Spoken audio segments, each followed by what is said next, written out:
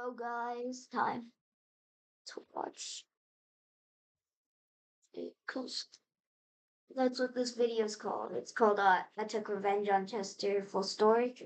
Subscribe to his story if you haven't already. His story makes become long forms. Alright, let's begin.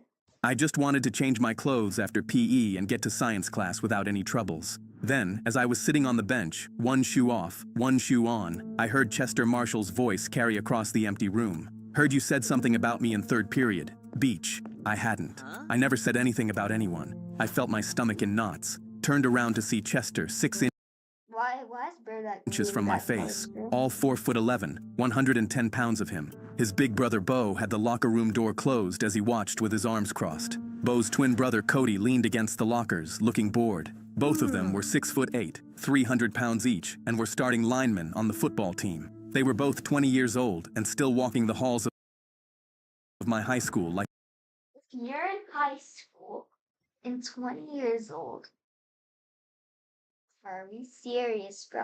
How many times do you have to get held back? You have to get held back at least like 3 times, I think, bro. Nah, that's crazy, bro. We're not like homeschooled at this point. a pair of tired bears because every time the school tried to graduate them, they punched I'm sorry, but they don't look that tired. Like, what's that face? somebody and got held back a year. These were the notorious Marshall brothers. Chester knew no one would mess with him because they were terrified of his massive brothers. Chester looked at his right hand that had a scorpion tattoo on the inside of his wrist. Have you ever felt a scorpion sting? I stayed still, thinking that if I didn't respond, I could just disappear, and it would maybe be better. I was wrong because he slapped me hard across the face. My fists clenched up. Already violence in the first minute. Pure rage flooded through me. I felt the muscles in my arms lock and my weight shift forward, and for half a second I almost let myself tear his head off. Then I saw his massive, monstrous brothers both watching me very closely. Chester smiled, grabbed a fistful of my hair, and drove my face into the metal of the lock. Honey, pepper, pimento, pineapple, dragon fruit. They're back, they're so back. Disney Plus, Hulu, and HBO Max. The best in entertainment in one bundle. 30 seconds in and we Locker get room door. freaking out. The sound of my nose breaking was like someone snapping a pencil under a towel. Blood ran straight down my chin and started dripping onto the tiles. His knee came up into my stomach, folding me over. He whacked me across the back of my head with 2 more punches, sending me down to the ground. Then he How is this weak old kid doing all this at this point, bro? The walker's just doing the work for him. He ain't himself, bro. started kicking. 3, 4, 5 times in the ribs, his sneakers pounding into me. I curled up because there was nothing else I could do, and I emotionally detached because I had to, in order to deal with this. Stay down, piss boy. Bo and Cody giggled from the doorway. This boy, I'm sorry, but his story looked, that orange haired guy looks so much better than you, bro. You look genuinely ugly, no offense, Chester. I love it when he has nicknames for his victims. Yeah, wait until Dad gets home and hears about this. He's gonna love it. The whole thing lasted about 90 seconds, and then Chester spit on me and then walked out. I lay on the blood-wet tile and listened to their sneakers fade down the hallway. I got up slowly, cleaned my face at the sink with brown paper towels, and stuffed wet tissue up my nostrils until the bleeding stopped. I felt like such a pathetic, helpless loser. Then I realized that this had gone on for over a year, and I needed to report it. I went and told the principal, and he was shocked. Chester, you expect me to believe that little shrimp is actually hurting anyone? He's one of our best students.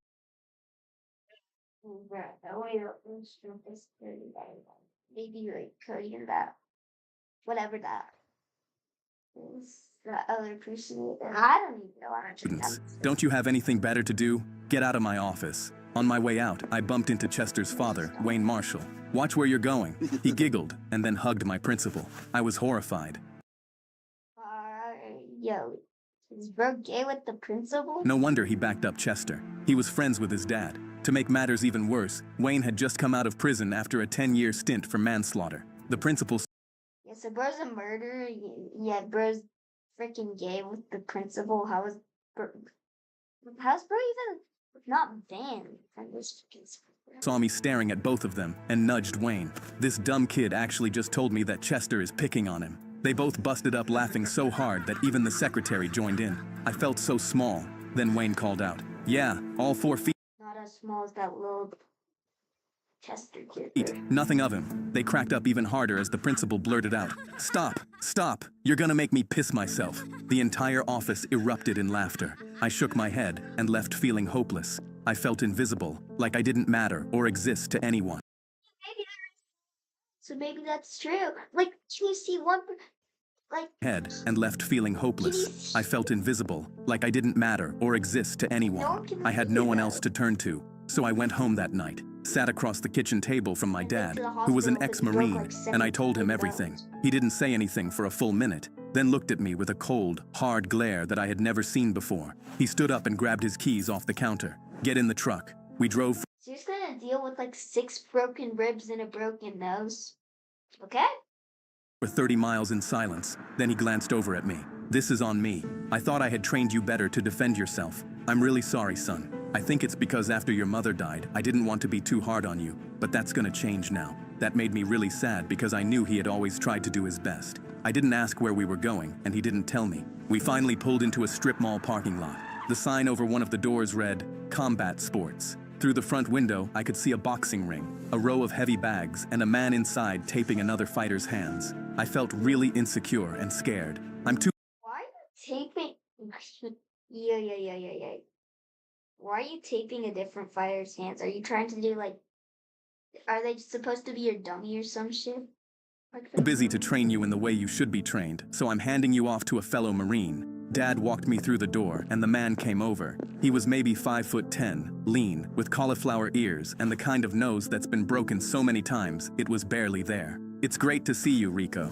They shared a hug. "So, this is your boy, huh?" "Yeah, he needs to learn how to handle himself. The real shit. Don't go easy on him." Rico looked me up and down. He pressed on my shoulders, felt my hands, and noticed the way I was standing. Rico didn't believe in conditioning you slowly. He believed in throwing you into the deep end and seeing if you remembered how to swim. The first day he made me jump rope for 20 straight minutes. I couldn't do it, and he didn't care. He stood there with a stopwatch, and every time I tripped, "Start over." By the end of the 20 minutes, I was on the ground throwing up into a bucket while he made notes on a clipboard. I looked at myself in the mirror that night and saw Chester's ugly face taunting me. "You ain't nothing but a weak-ass little piss boy." I felt terrified that I wouldn't be able to do this. The second day, he put me in front of a heavy bag and showed me how to throw a jab. Just a jab. For an hour. Left arm out, retract, left arm out, retract, until my shoulder was cooked. Every jab I threw, I saw Chester's face laughing at me on the heavy bag. "You missed, piss boy." I punched the bag harder and harder. I mean, I don't think I've seen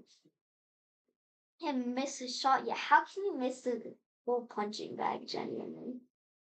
It's just kind of embarrassing, unless it's like swinging side to side. Yeah. Using his words as continuous motivation. The third day, he put gloves on me and we sparred. Or at least, that's what he called it. I called it being hit in the face and the liver for 10 minutes by a 40-year-old former pro who was holding back just enough not to kill me.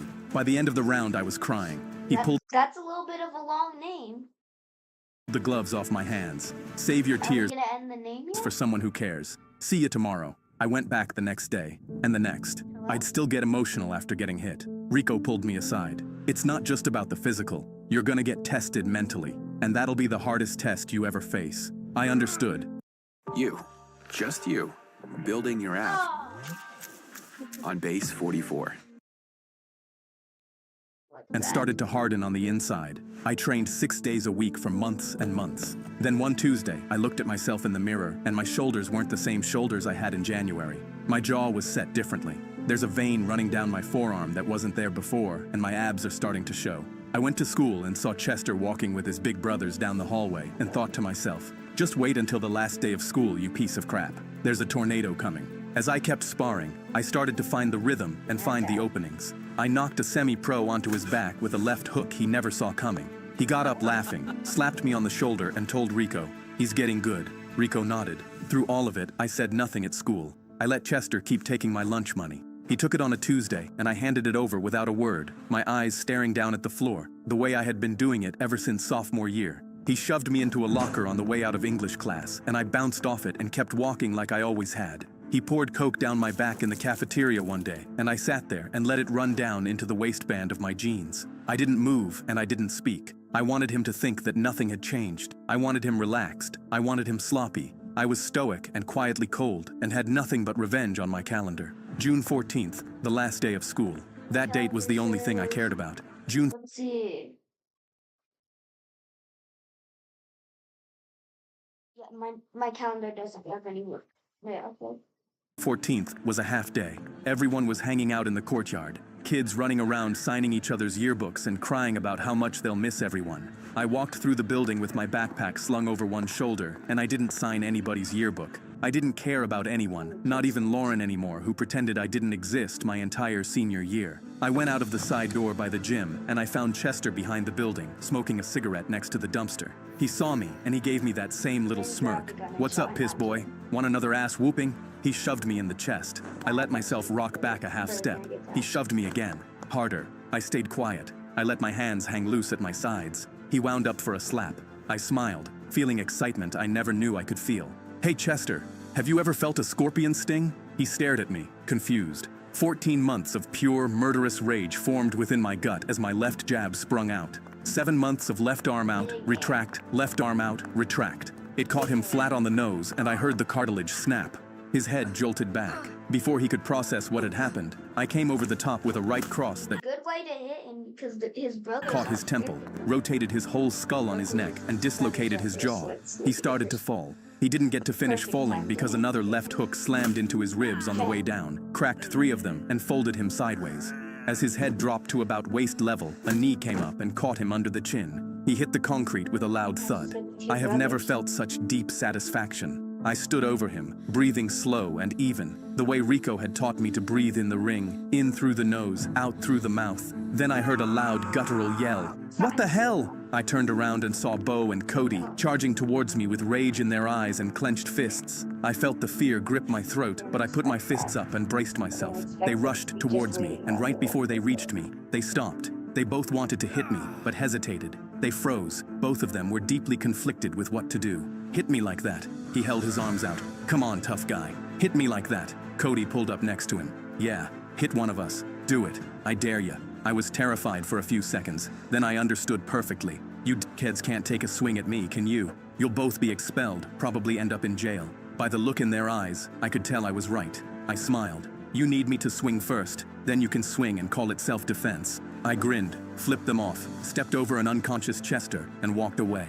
I never set foot in Oh, wait, at high school again. I heard later that Chester was rushed to the hospital. My dad was waiting on the porch when I got home. I sat down next to him on the steps, and I told him what I'd done. He nodded once. Good. I was happy as hell that night. I woke up thinking that I finally had a whole new life with nothing but happiness and joy to look forward to. Then I got a call from my cousin Sarah that works as a nurse at the local hospital. "Hey, are you the one that beat up some kid named Chester?" "Yeah. How did you know?" "His father, Wayne, is here, along with his 2 big brothers. He has a broken jaw, a broken nose, 3 broken ribs, and a severe concussion. He's gonna need to be fed through a straw." "Good. Well, I'm calling because when his dad saw him, he swore vengeance. I mean real murderous vengeance. And he knows it was you." I hung up, terrified. Wayne was a vicious ex-criminal who spent his whole life in and out of prison. I immediately told my dad about Wayne, and he knew exactly who he was, and tensed up. Shit. I got even more nervous when I saw my dad turned cold. A day later, a black pickup truck drove by with tinted windows. Then an hour later, the same black pickup drove by, but this time, there was a red pickup truck right behind it. Both trucks slowed down at our mailbox. I don't think that's 1. I think that's 2.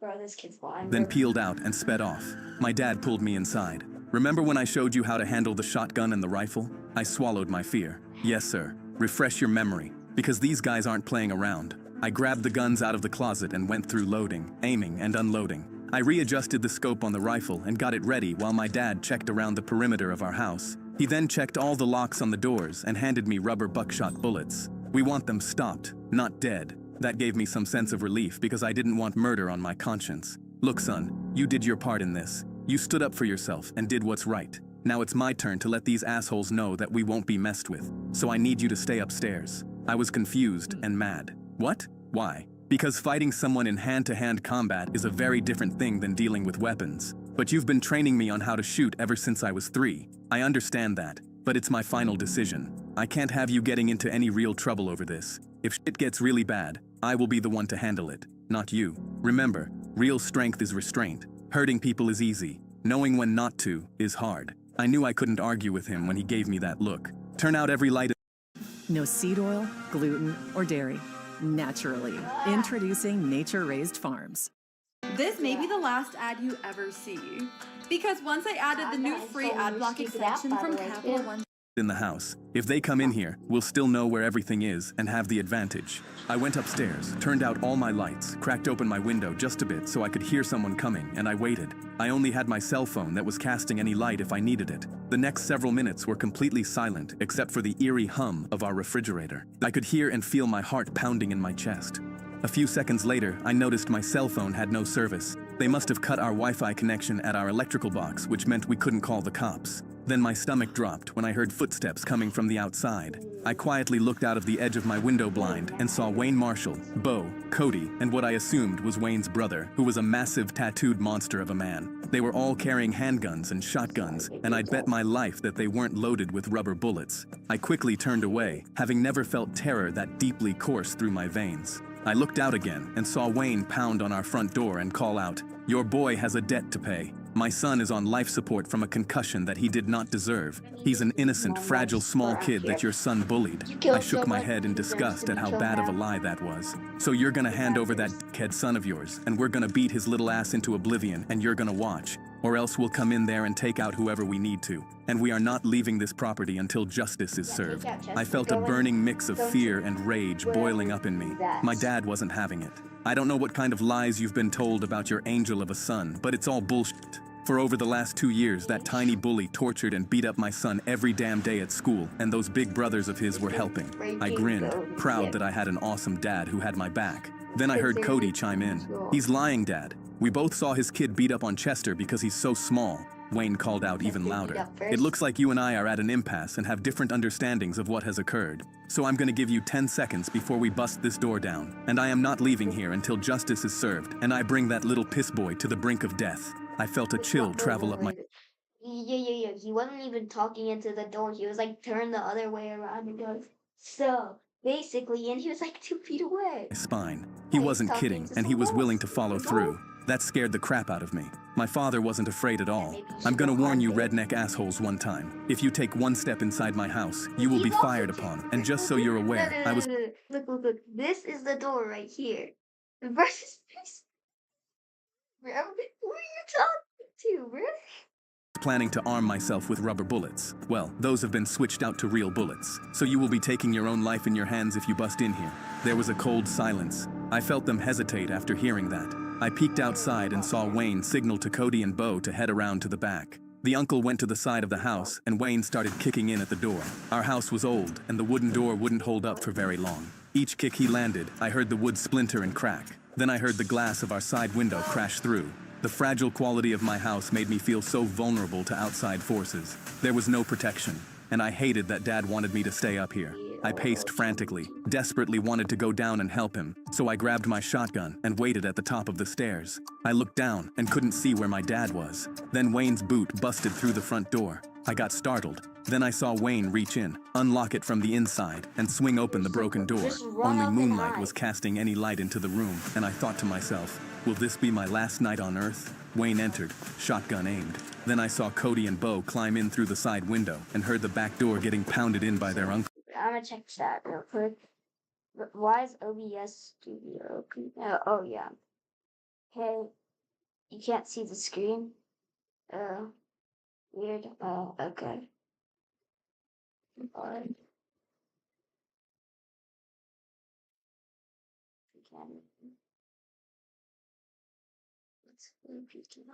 Alright, there, can you see now? I panicked. Never felt that much fear in my life. Not only for myself, but for my dad, who was only one man versus four. Then Wayne looked up towards me. Come out wherever you are. Pop, pop. I heard 2 loud shots, looked down, and saw my dad had shot Wayne twice in the gut. He keeled over in pain and dropped his shotgun. There wasn't any blood, which meant my dad still used rubber bullets. I was relieved to see that, but grew even more fearful when I thought that his brothers and the uncle would retaliate against my dad. Cody saw me at the top of the stairs and started rushing up towards me. I held my breath, readied myself, moved to the side of the hallway, waited for him. I'm not in murder, but he's probably gonna come back up and start killing you. Just gave him 2 lives. Dude, Shelly, this up. Infinity QX80, you are cleared for takeoff. For the worse, when their uncle tackled my dad from behind and slammed him down to the ground. No, He had snuck in from the back door. Wayne, the uncle, and Bo all aimed their guns down at my dad. I froze, panicked. I couldn't just let them hurt my dad. Wayne kicked my dad a few times in the ribs and looked up at me at the top of the stairs. You better get down here, boy, or else your little daddy's gonna be paying a visit to an early grave. Cody was still at the bottom of the stairs, unable to move at all. My dad glanced up at me, still so eerily calm. Don't you dare come down here, son. Don't worry about me. I'll be all right. Wayne took his shotgun, stuck a knee in my dad's chest, and aimed the weapon in his face, while Bo and the uncle held him down. I was so scared that they would hurt him. I wanted to cry, but I held it back. Wayne looked up at me. I'm gonna give you 5 seconds to get down here, boy, or I'll end him. I've done it many times before. I'll do it again. 5, 4, 3. I had no idea what to do, but didn't feel like I actually had a choice. I knew that I had to give in, so I tossed my gun down the stairs. All right, take it easy. I'm coming down. My dad barked. I said, don't come down here. I barked at him. I won't sit back and let them hurt you, Dad. I'm coming down. I slowly walked down the stairs and stood in front of them with my hands up. My dad was laying on his back and had positioned himself near Wayne's legs. I made eye contact with my dad and was searching for some type of signal, but didn't see one. My fear grew in intensity, and I started mentally preparing myself for what's to come. I could barely breathe and felt a quiet adrenaline coursing through my blood. If I was about to take the worst beating of my life to save my dad, so be it. I made my way closer to Wayne. Bo and the uncle were standing on both sides of me. I glared at Wayne with a quiet, focused rage. Chester was the worst bully our school had ever encountered, and I think deep down, you know the truth about him. I hadn't ever hurt anyone my entire life until your son brought nothing but violence and hatred toward not just me, but every kid in the school, boys and girls. And your other 2 sons not only allowed it, they supported it. Wayne smiled as if he was proud of what they did. I raised them to be tough. If you can't stand the heat, get the hell out of the kitchen. So you think hurting girls is them being tough, huh?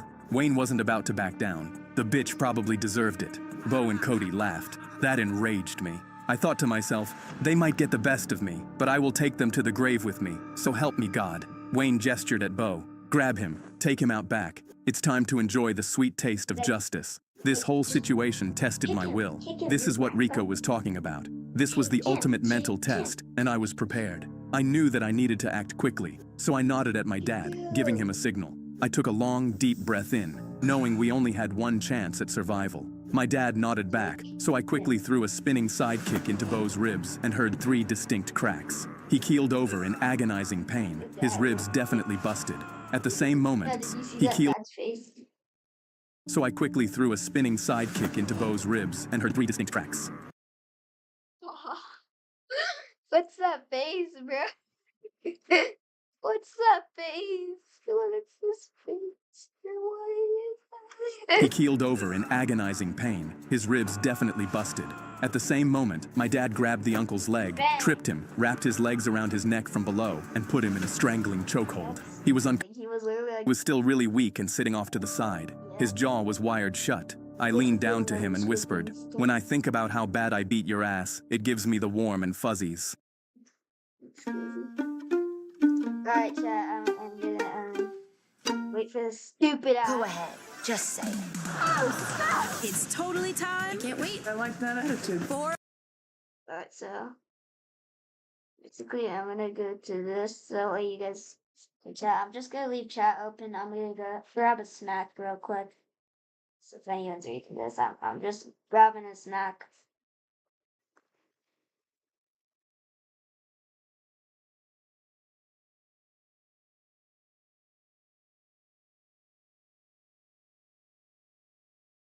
Alright.